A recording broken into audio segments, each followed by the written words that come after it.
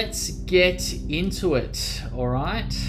So, first of all, I wanted to ask you this question. What's the purpose of feedback? If we think about Simon Sinek, start with why, and go to first principles about understanding the purpose behind things. Why do we want feedback in the workplace? Chuck it in the chat there.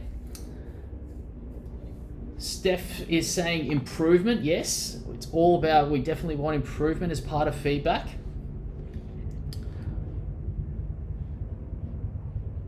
Tony's saying clarity. Kirk's saying to grow and develop. 100%. All of these are super important. And key reasons why we want it, right? And to manage expectations is super important there as well, Tony. When I think about it, Glenn's saying correcting behavior. Yeah. So when I think about it, just a couple, this is not an exhaustive list, but a couple of things that come to mind for me. One is awareness, right? Awareness is super important. If we are going to grow, if we want a clarity, if we're going to meet expectations, we need to be aware of what those expectations are. I will often say that we are controlled by what we're not aware of. And once we become aware of it, then we can choose to exert control over it, whatever it is, right? And so awareness is super important. What else have we got? Alignment. Alignment is super important. We need to be going where we need to go, whether that's something where we want to go as leaders, or where we are expected to go by those above us, or for our people, we want them to be aligned with our expectations there. And so feedback is a mechanism for correction for our direction, in that sort of sense. And so that becomes, it's a mechanism for alignment. We got motivation. Feedback is motivating. And it is either motivating in terms of giving us the feedback that we are making progress, and progress itself is actually motivating. It's also motivating in the sense that feedback can provide insight. And when we have those flashes of insight in the brain, we get spikes of dopamine. Dopamine being, Steph Miller, you'll be able to tell us more than this, being the neuroscientist, but dopamine's primary purpose is motivation. And so getting the feedback means we get the insight and we are motivated to apply it and get after it. And so we're actually more motivated by feedback as well. Confidence is really important. And Tony, you mentioned clarity is one of those things that feedback provides.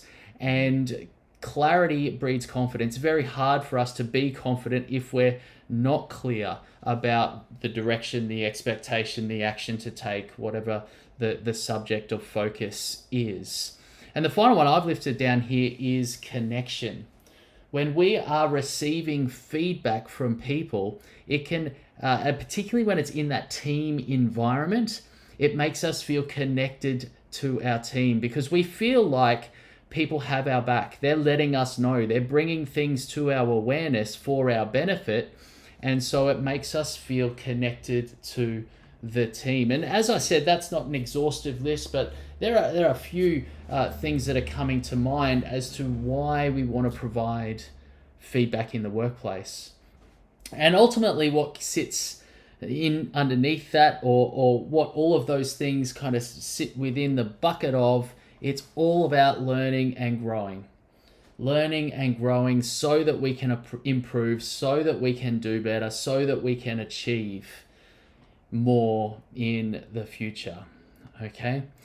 And so it's super important from all of those perspectives. And there's another reason why it's, practically it's so important to provide feedback. And to introduce that kind of idea, I wanted to ask you, when was the last time you avoided giving feedback? And what was the result? When did you kick the feedback can down the road? And what was the consequences of that? Does anyone feel like sharing? They have a scenario that comes to mind? Yeah, Kirk. Yeah, I think just being so busy, there's been examples of not giving feedback because you're just so distracted and busy, and that the individual just repeats that behaviour and causes more problems. Yeah, they repeat it over and over and over again, don't they? Yep. And so, due to busyness and workload and time pressures, we don't prioritize the feedback. Anyone else? Yep. Yeah, go Tony. Yeah, I was waiting for the right time to give the feedback. similar to Kurt's, like there is never a right time, and you're waiting and waiting, and then the issue gets more complicated, and they're not getting feedback. So yes, don't wait for the perfect time, and that's a good lesson. Yeah, 100%. And we'll talk a little bit about timeliness in a moment. But here's what happens when we avoid, right? And both of you have kind of attested to this. If we jump over here to the flip chart, if we draw this arrow here, this is expectations, right? This is the direction we want to go. This is what good looks like. This is where we want. But when there's a deviation from that, okay, the arrow starts to go off in a different direction. Now, if we have a small conversation early, it becomes a really small correction that needs to be made in order to ensure that alignment that we were talking about previously.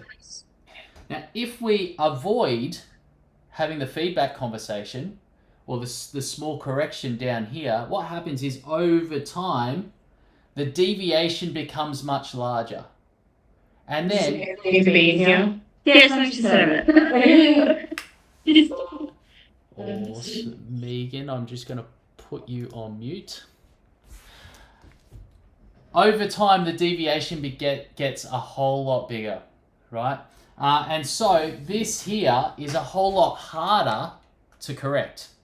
It takes more time, it takes more energy, it's more difficult in terms of the conversations to have. Often there is some sort of incident that produces the need to correct. It's the catalyst, and that is generally some sort of a conflict, or it's a big failure in the workplace. Sometimes this requires performance management to try and resolve and do all that.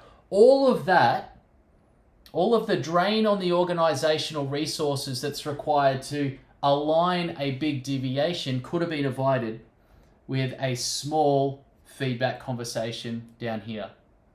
And so feedback becomes super important because it mitigates a whole lot of pain for people and for companies. And as leaders, what we should be having is a whole lot of small feedback conversations all the time in order to prevent the big deviations and the problematic scenarios occurring. Now, the other aspect to that, both Tony and Kirk, you were alluding to, is that the longer people are allowed to deviate, then the more habitual that deviation behavior becomes.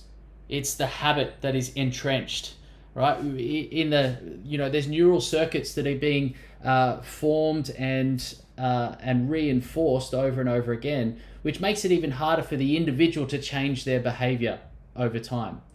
And it's harder for you to correct as leaders because they turn around and go, well, why didn't you tell me earlier? And you've got no leg to stand on, really. So feedback becomes super important, and early and regular feedback is absolutely critical. Now, as I mentioned before, here's the other aspect from a workplace perspective. Some of the research that's coming out around why people leave their jobs these days, one of the biggest factors is that they didn't get enough feedback in the workplace. There wasn't enough what I call reinforcing feedback, where they were told that they're doing a decent job, and then there's not enough change-oriented feedback where they get the feedback that they need to learn to grow, as we're talking about. And because those elements are key factors in engagement and motivation. We know that the younger generation these days want up to 50% more learning and development and growth in the workplace than previous generations. And they want that to come from their immediate supervisors, right? They want constant mentoring from those that are supervising them, that are leading them. And if they don't get that, there's never been more opportunity for them to go and find somewhere else where they will get that.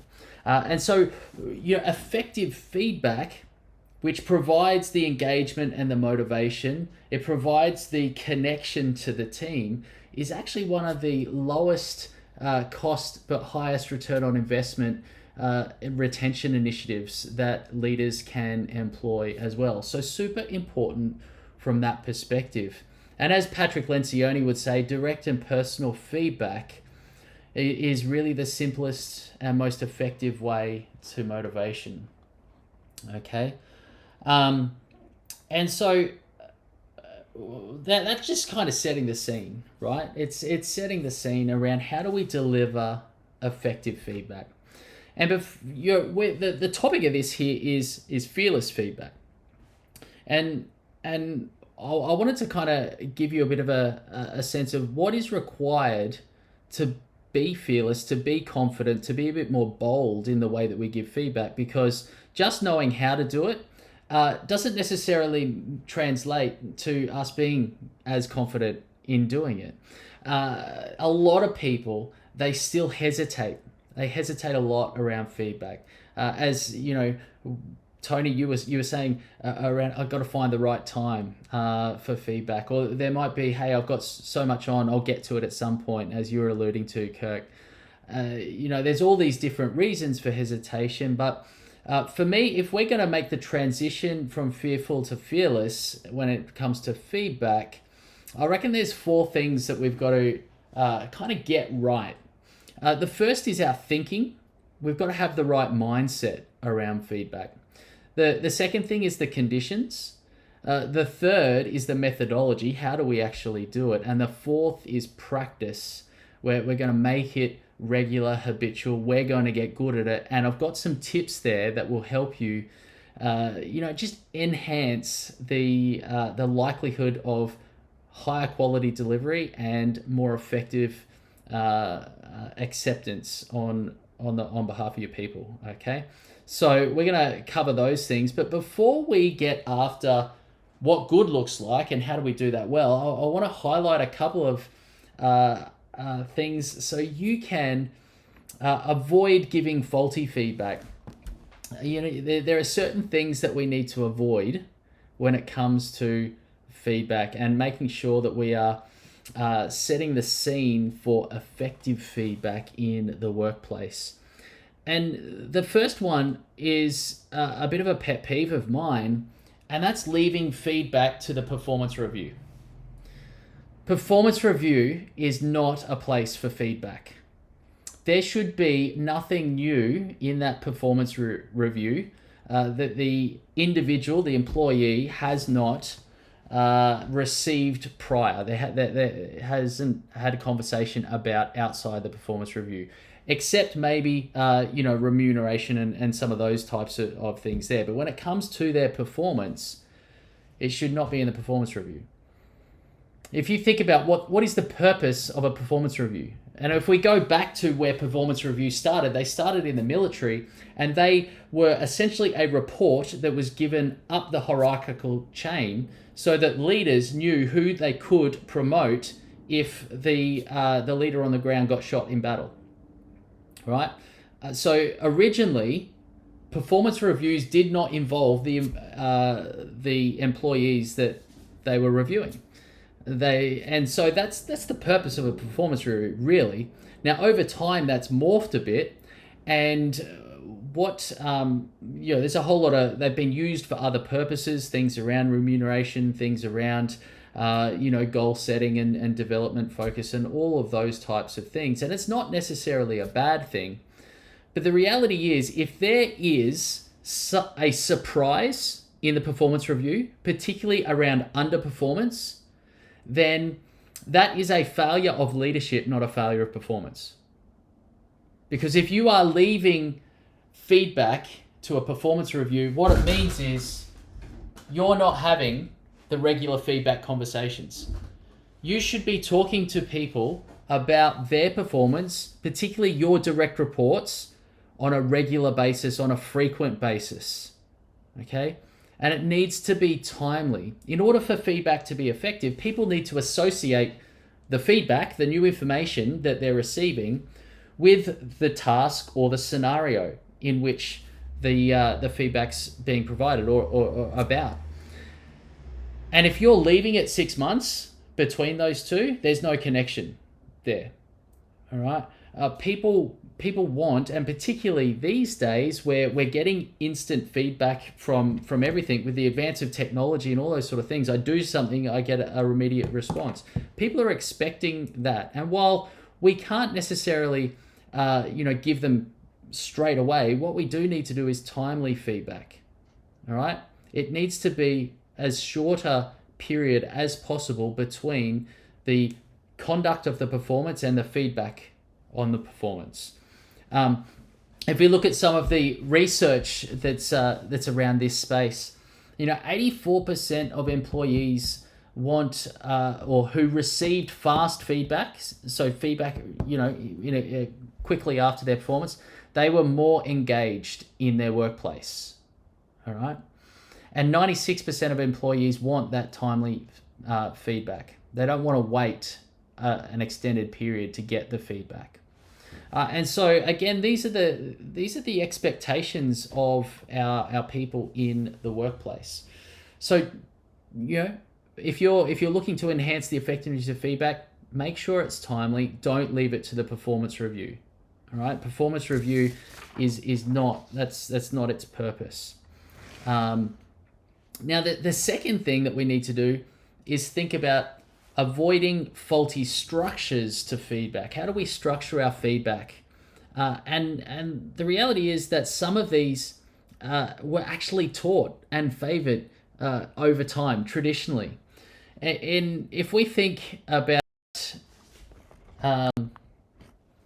here, the bathtub method of feedback, okay, where we give someone a positive comment, then we give them the real feedback so often, which is perceived as being negative, and then we give them another positive at the end. So we're easing into it, and then we're coming out and they're feeling good at the end about it. Or the other version, of this is the feedback sandwich, right? Again, the real feedback, the focus of the conversation, is sandwiched between two positive comments. And this it doesn't work. Again, there's a whole lot of research around the delivery of this method that confirms it doesn't work. And it's for two main reasons. The first one is, in psychology, we have what we call the primacy and recency effect. So people remember best what is said first, and they remember most what is said last. Okay, people remember best what is said first, they remember most what is said last. And so they actually forget a lot of what's in the middle of a conversation. And so they're going to walk away from that conversation remembering your first positive comment, remembering your last positive comment, and forgetting the real crux of the conversation itself. The other reason is that time and again, the research has come out and suggested that people feel like the feedback is inauthentic when it's got positive comments sandwiched around it. Because people feel like you're just saying that nice thing in order that I don't feel bad about the bad thing that you're saying, right? The negative feedback that you're providing. And so that perception then is you're being inauthentic. You are you're not being genuine about the things that you're saying, and that erodes trust, that erodes relationship, but it also undermines the premise of the actual feedback itself. People are much less likely to take it on board. And so, what I say is, when it comes to these, all right, don't use them. All right, do not use the bathtub or the sandwich method. So a couple of things to avoid there. Who was actually taught early on in their career to use the bathtub method from a feedback perspective? Yep, Steph, you did. Yeah, Kirk, yeah, I did as well. Yeah, it's one of those things that, again, our understanding evolves over time, and what people thought was good in the past, we now know is actually counterintuitive. So if that's what we want to avoid, then what do we want to get after? All right. When it comes to feedback, I often tell this story, and it was a story that I gave a piece of feedback to a friend. I was working with a mate of mine who was doing a lot of presentation, public speaking, and we'd been working on a couple of different things to tweak his presentations. Now I was watching him give a presentation, and he came off stage, and afterwards I walked up to him and I said, "Hey Tim, can I give you a piece of feedback?" Now he had this, kind of winced and took half a step back. He actually physically moved backwards, said yes, because that's what you're supposed to do, right? Feedback's supposed to be good. And then I said, "Hey Tim, I know that you've been working on this particular aspect of your speaking. When you said this in your presentation, it really landed. I saw the audience lean in and they were fully engaged. So well done, keep it up." Now my mate then had this confused look come across his face. He's like, "Thanks." My question to you is, why did he have that reaction? Anyone hazard a guess? Yeah, go Kirk.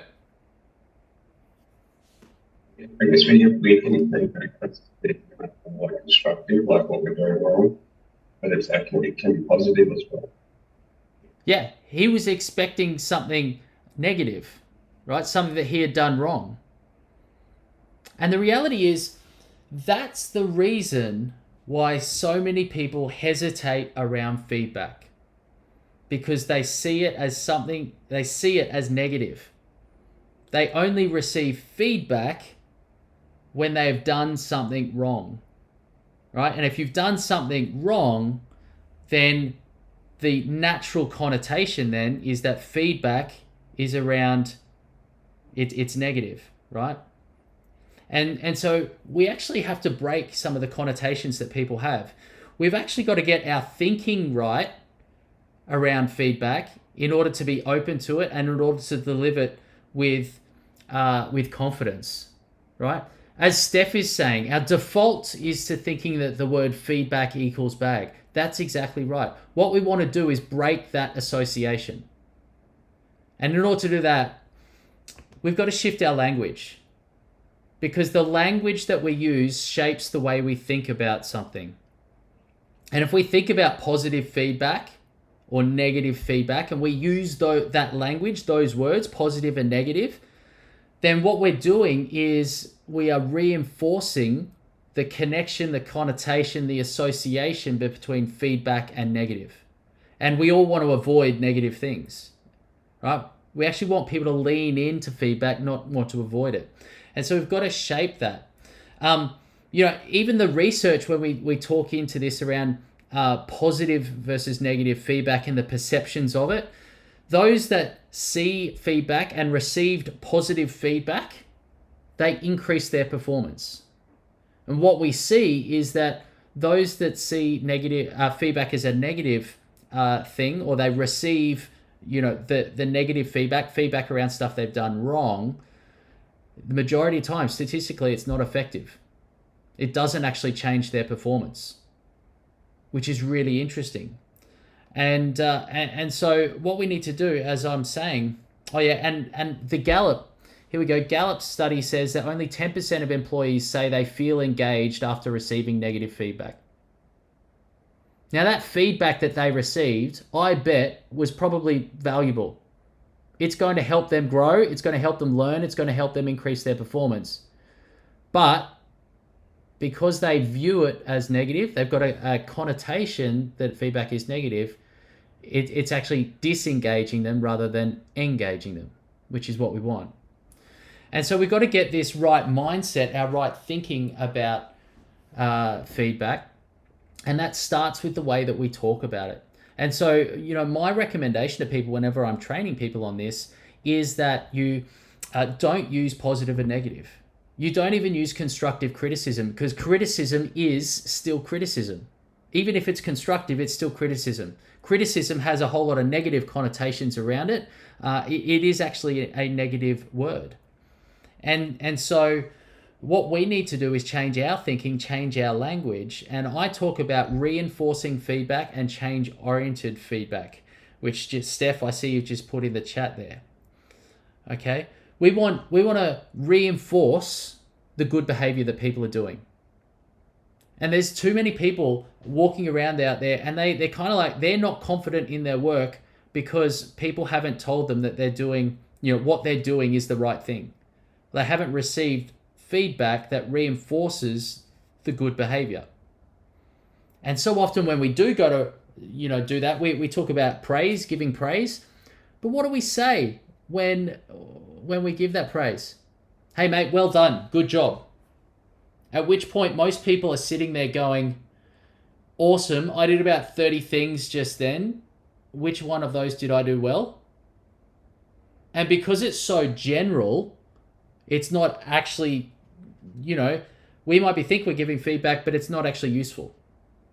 The more specific you are, the more meaningful you become. The more specific the feedback, the more meaningful it is. All right? And so, we'll talk about what are the frameworks, what are the steps that you might use to get really specific in a moment. But the other one is change-oriented feedback, right? Change-oriented or learning feedback, growth-oriented feedback. If we start talking about it that way, as opposed to the constructive criticism or, the negative type feedback, we start to shift our thinking.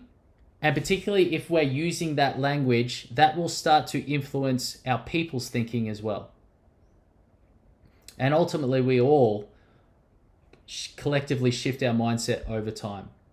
And we become more open and receptive to it. All right? So the mindset piece is super important.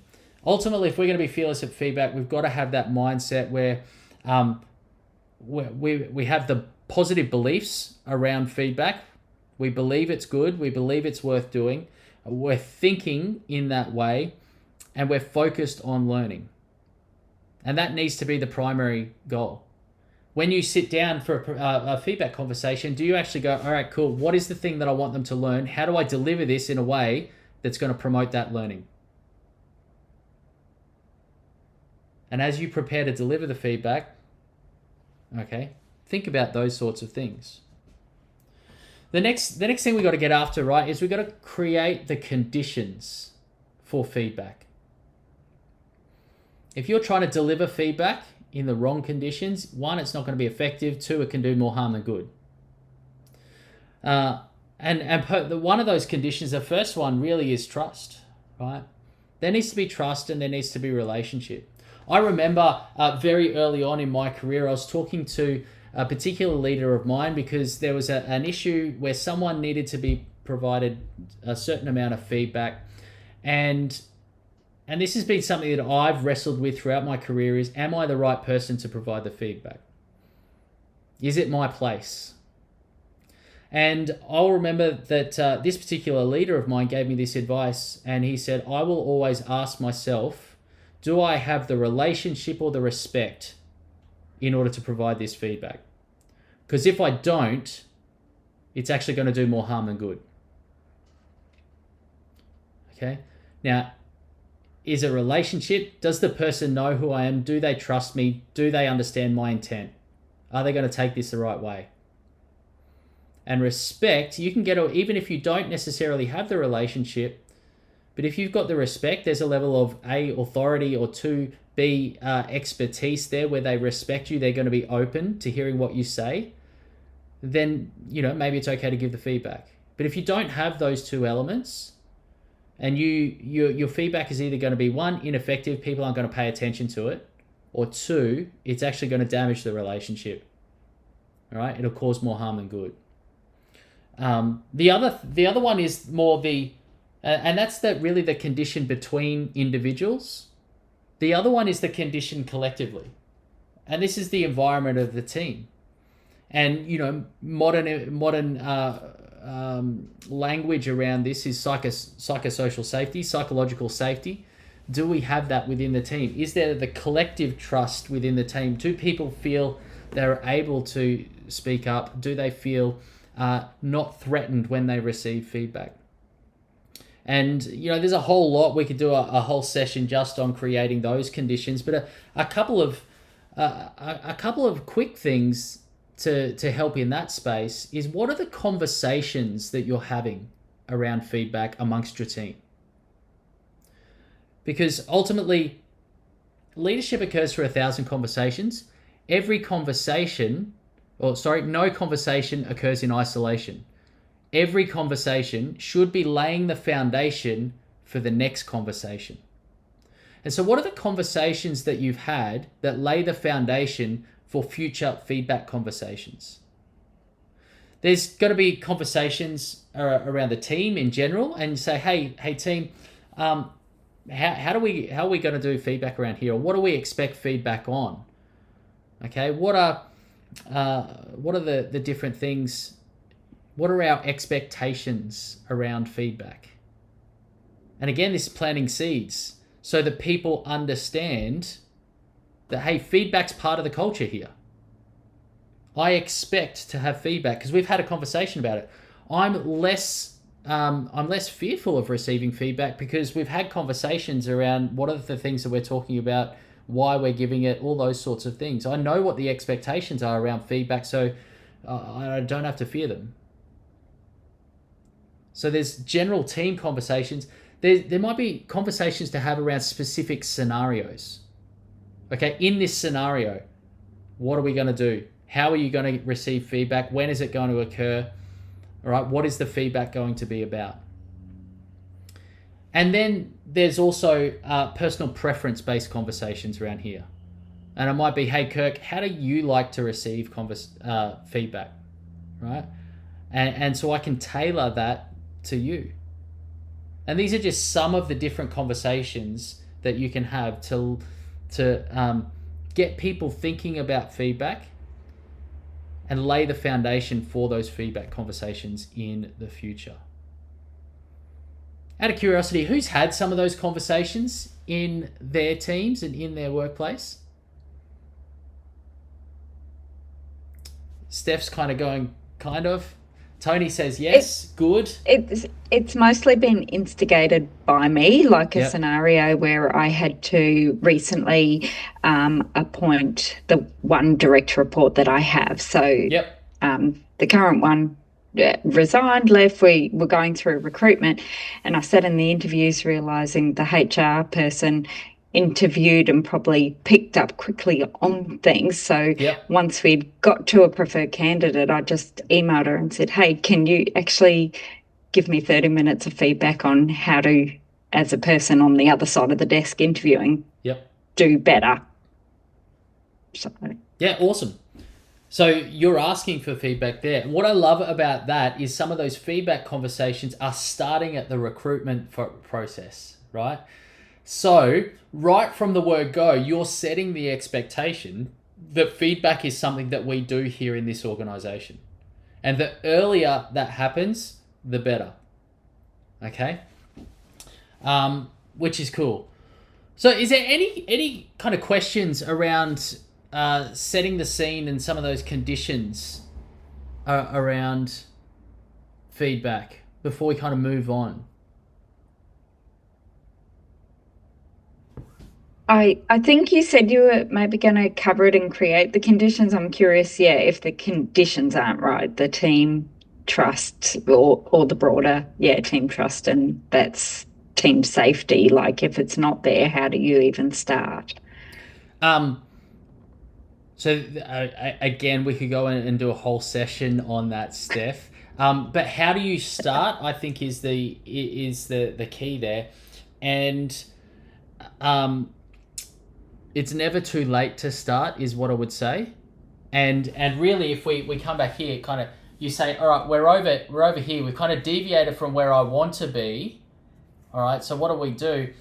Generally, I'm kind of there's a bunch of things that you can do parallel to it, but address it head on and say, hey guys, here's a line in the sand, right? Moving forward, this is what I'd like to see, or these are the expectations around feedback and all those sorts of things, right?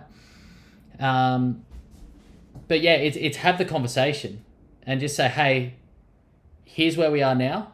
Here's where we'd like to be. So line in the sand, moving forward, this is what we expect. And yes, there's going to be a bit of a growth journey to go on in that space, but just start to have some of those conversations. Like moving forward, how would you prefer to feedback? Moving forward, on what things are we as a team going to give feedback to each other on?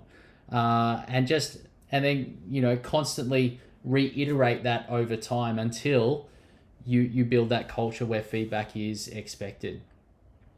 All right, which is great. Yeah, Megan's put in the chat here. The team have agreed on values, which helps setting the foundation for the scene. Yeah, values are a great foundation to go on, and often there's so much you can do in the feedback space based on the values, and you can go, well, hey, how do we deliver feedback in alignment with these values? All right, and so there's a whole bunch in that space that you could do. Brene Brown also talks about, feedback's not just how we grow, it's how we connect. And as you're having those conversations, particularly if they're in around some of the other team development work that you're doing, it really does help to unite the team and connect the team together. So now we start moving into the methodology, right? Well, what do we actually do? How do we do it? How do we give good and effective feedback? The first thing I'd say is all the research suggests that face-to-face trumps other methods. All right, doing it face-to-face, doing it in person is much more effective. Okay, and when we think about what we want to target with the feedback, qualitative feedback, so giving feedback on your experience and the more subjective elements of people's performance is much better from a motivation and engagement perspective. Quantitative is better for performance and results. So if you're able to quantify, there's a performance thing there and you're able to put a number beside it, then that's going to give the clarity for people to be able to make changes in order to change the number, right? So to change the performance. And so again, keeping that in the back of the mind, what are we actually trying to give feedback on, and how do we do it? How do we tailor it? I talk about 4 steps in feedback, and the first one is ask, right? And I'd say, hey, can I give you a piece of feedback? So I do that for a couple of reasons. One, it communicates respect, and 2, it gives the other person the opportunity to say, hey, I'm not in the right space to receive feedback. Now, if they're not ready to receive feedback, whether it's because they're in the middle of a high focus task and they're paying attention to that, or whether it's because they've just had an argument with another colleague and they're kind of emotional and they're just not ready to hear it right now. Whatever the reason is, it gives them an opportunity to say, hey, I'm just not in the headspace or the place to receive that feedback. And at which point you go, okay, great. When would be a good time? Right. The other reason is when I say, hey, can I give you a piece of feedback? And then I provide a reinforcing feedback, the positive feedback. What I'm doing is I'm making the association between a positive experience and feedback. I mentioned before, when we say we give praise, we say, hey, well done, you did a really good job.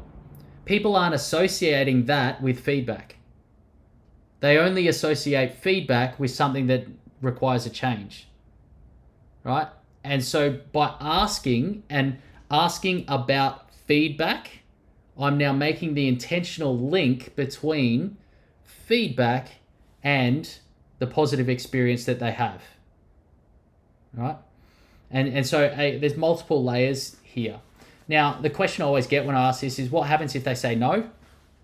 And I, you know, as I said before, okay, so when would be a good time for me to give you that feedback?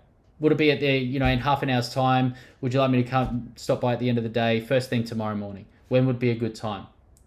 The key there is to keep it timely.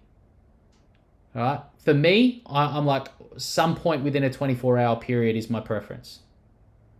Don't let them kick it down the road. We spoke before about us kicking it down the road. We don't want them to kick it down the road. If they still say no, I don't want to receive the feedback. My advice, I mean, all context dependent, but my recommendation is just leave it and then try and give them another piece of feedback.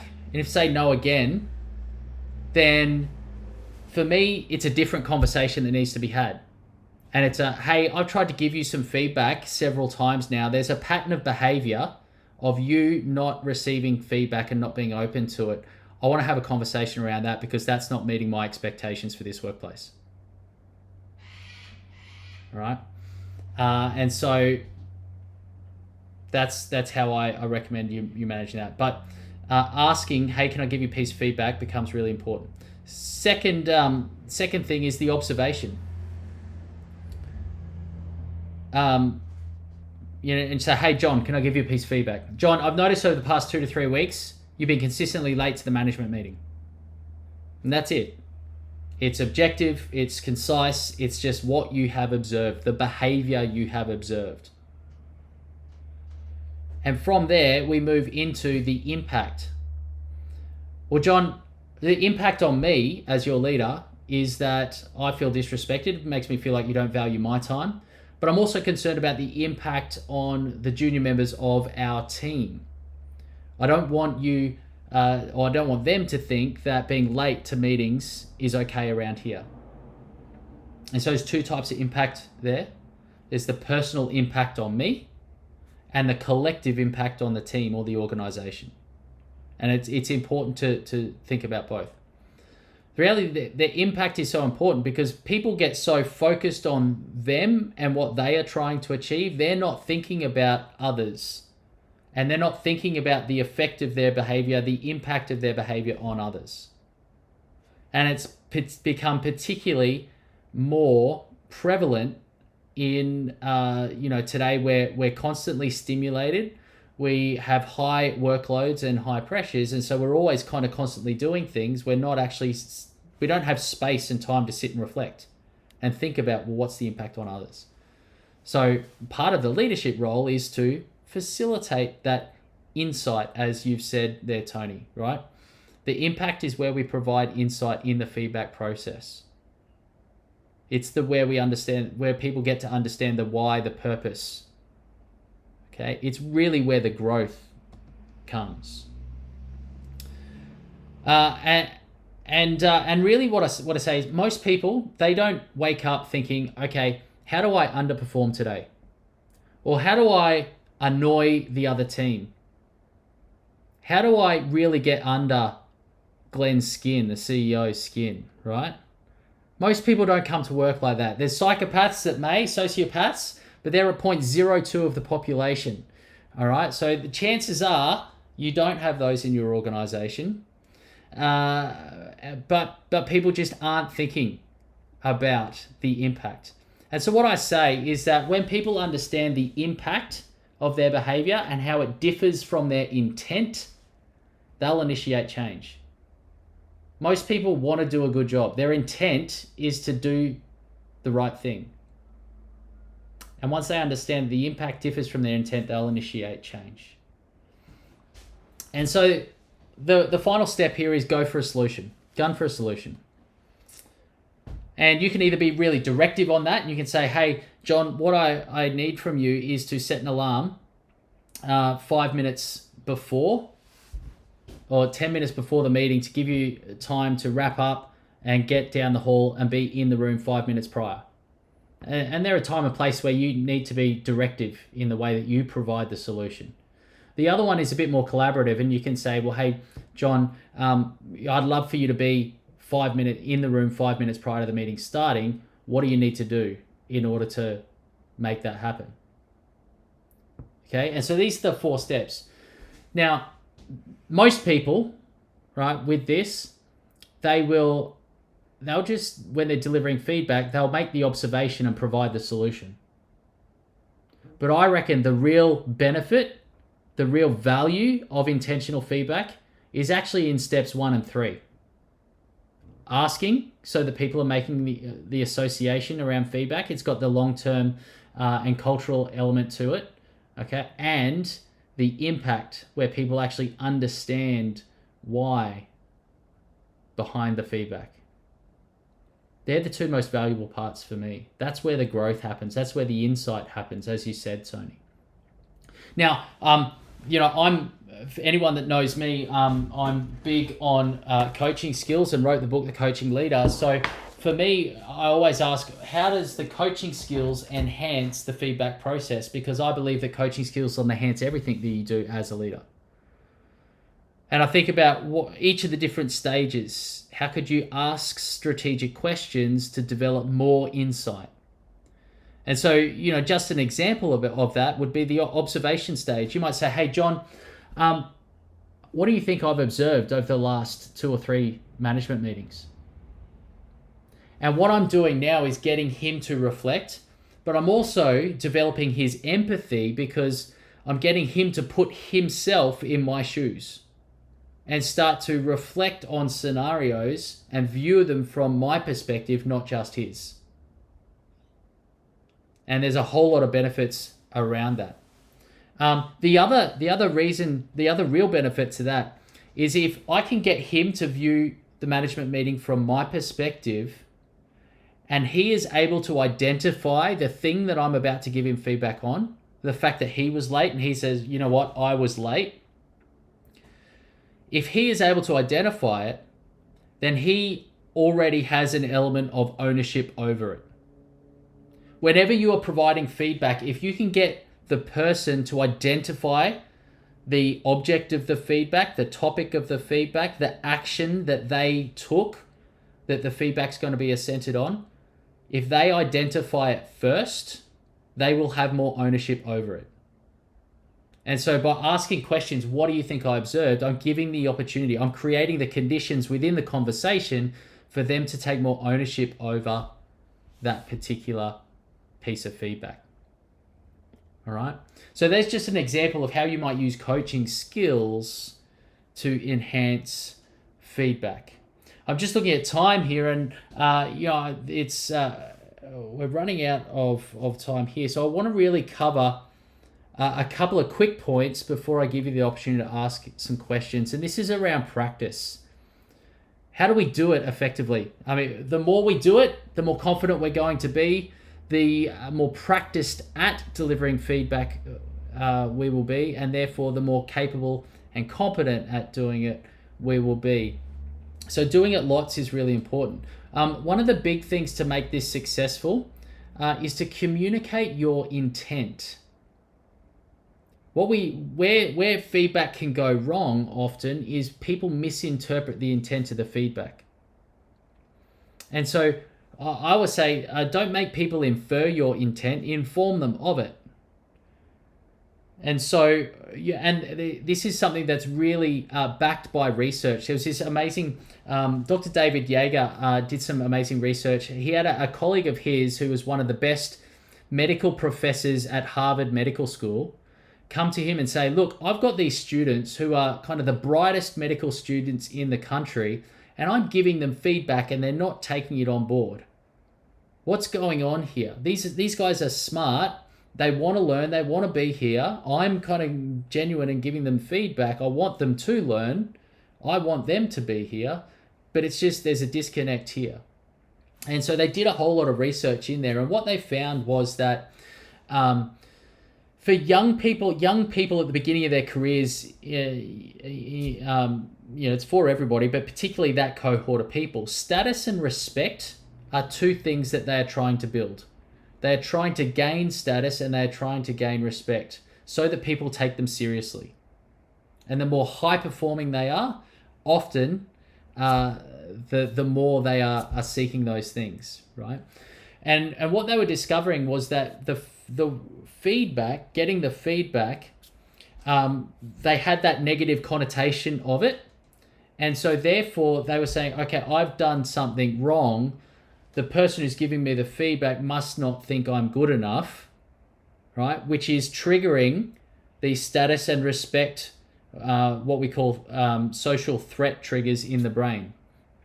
And as a result of that, they weren't engaged in the feedback process. They were actually disregarding it because they think, and there's a whole lot of psychology behind it. But what they did, they started trialing a whole lot of different things to bridge that gap.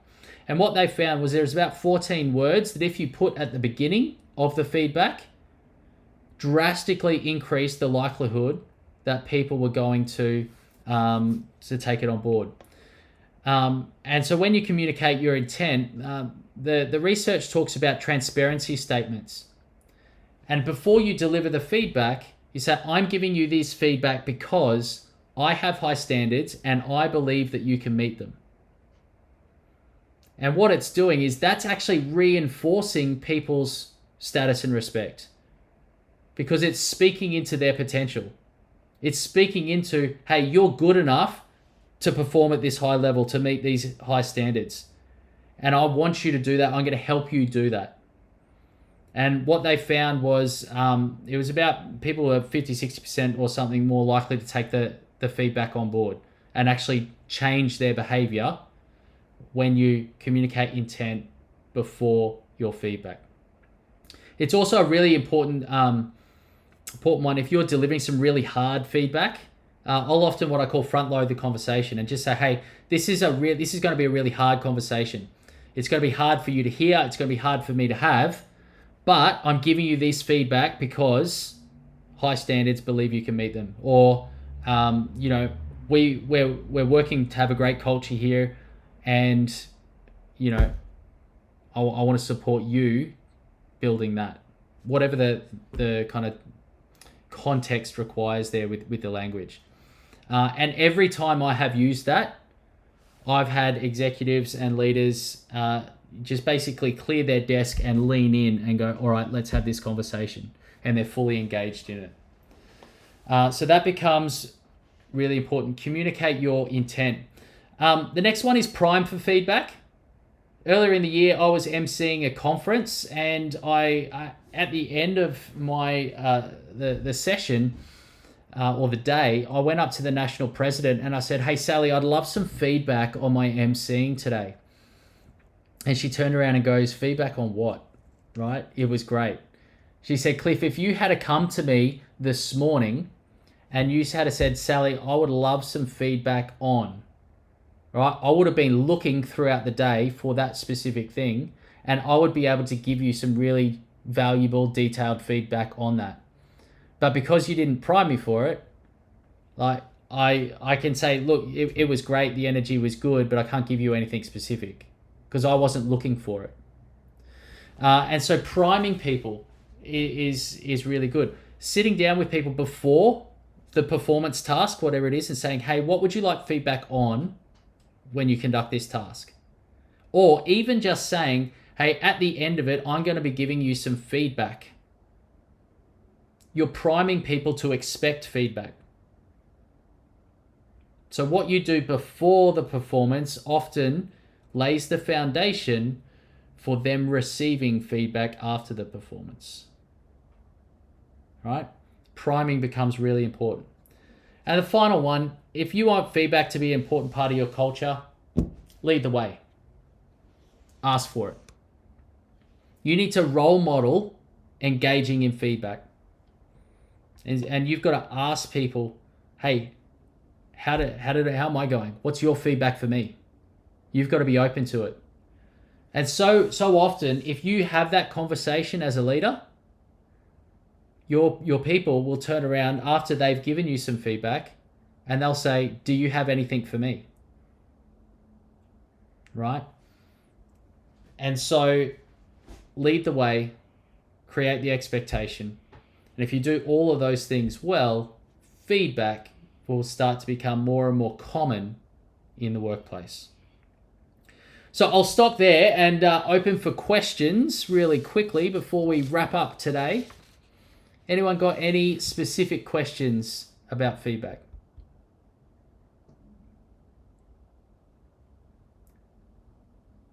Individual feedback and team feedback. So if half the team's turning up late for a meeting, for instance, Yep. you're better off stopping and addressing at the meeting in front of the broader team, or you're better off trying to pick each one off one by one.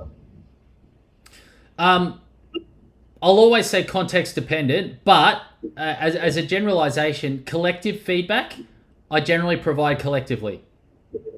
There might be individual conversations off the back of that, but collectively, it's part of that alignment piece. If everybody's hearing the same message, and they know the same standard, if it's half the team, then I would be having a collective conversation. So in the team meeting, I'll be saying, hey guys, one of the things I've observed over the last 2 to 3 weeks is that not just a couple of individuals, there's been several of you, half the team have been late.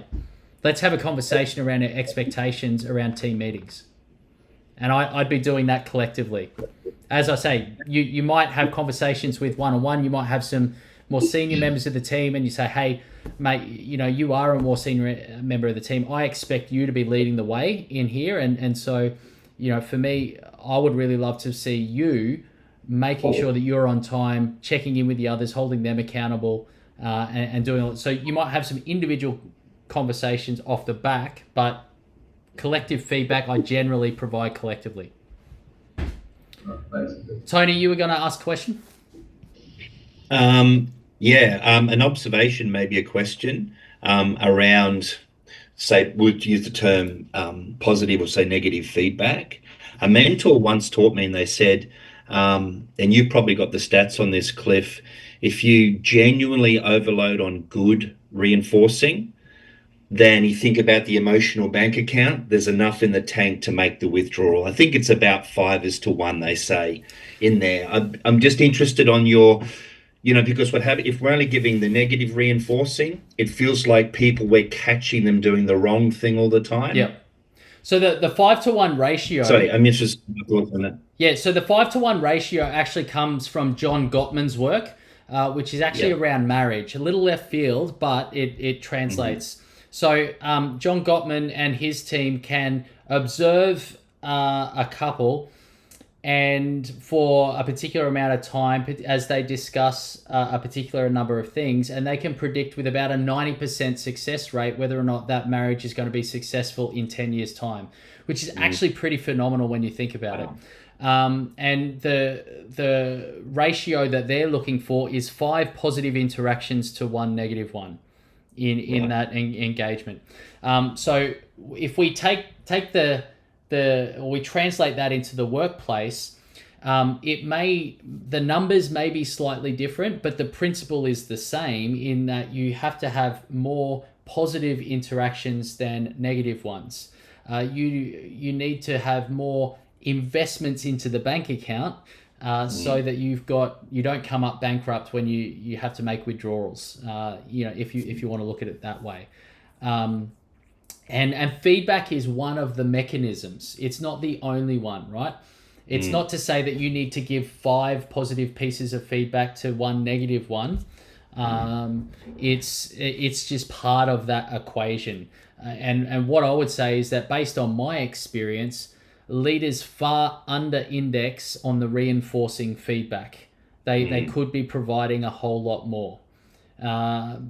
At the same time, you don't want to go overboard because law of diminishing returns and kind of the feedback just loses its effectiveness there. So there's a bit of a balancing act, but the point that you make is very much valid.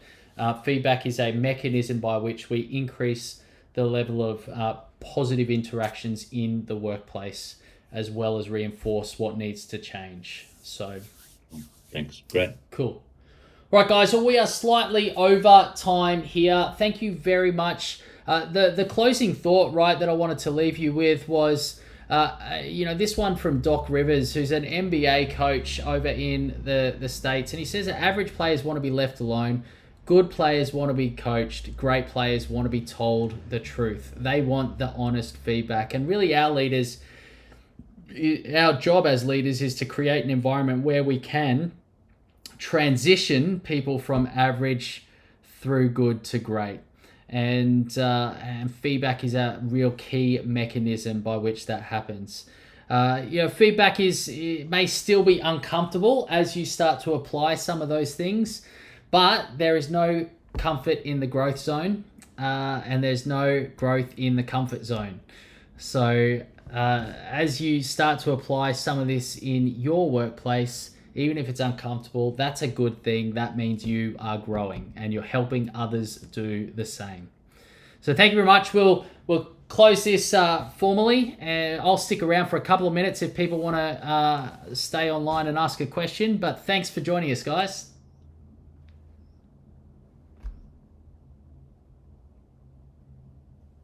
Thanks very much, Cliff. Really enjoyed it. It's good to see you, Kirk. It's been too long. You well? I see you every week. Enjoy your emails as always. Share them with the rest of the team as well. Good. Awesome. Thanks very much. Catch you later, mate. See ya.